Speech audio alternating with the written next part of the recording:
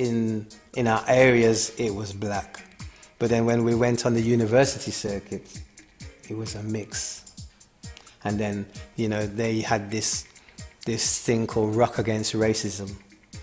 And it was with a lot of alternative style bands, punk bands, and reggae music. We all played on the same stage. Yeah, we did loads of those. So, you know, we appealed to a lot of the students in the universities and so forth. You know, so the audience was mixed. And today the audience is still mixed. Depending who the artist is as well still. If it's a big reggae artist like Beres Hammond, it's gonna be predominantly black.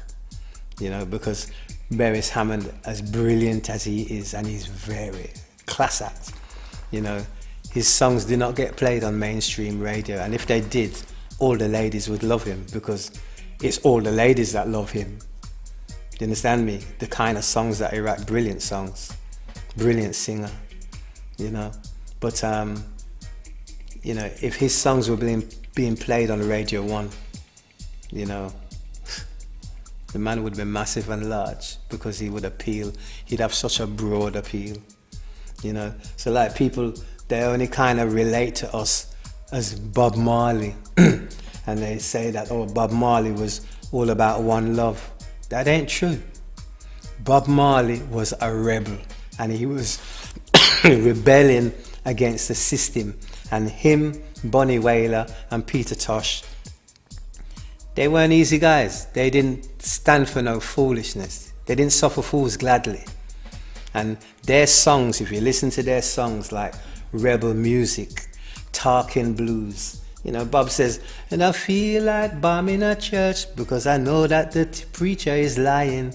You know, he wasn't all about, you know, he was rebelling against the system and hypocrisy and, you know, the big fish eating the small fish. You know, that's what Bob was against, oppression, you know. And who was the main oppressor? You know,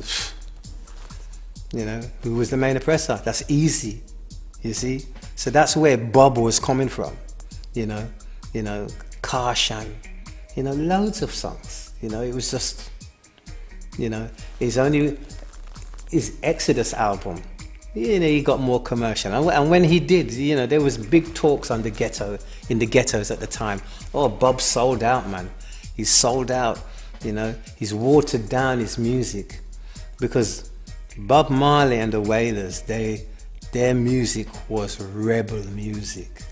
They was rebellers, you know, against oppression, against the system, you know, anything that was no good, basically. That's where Bob's coming from, you know, so